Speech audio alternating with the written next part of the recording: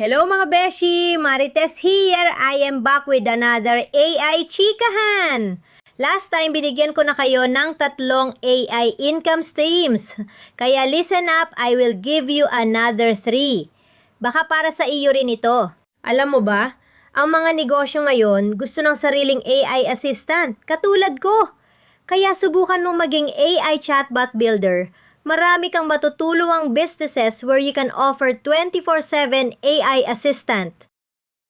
Next is mga AI automation agencies.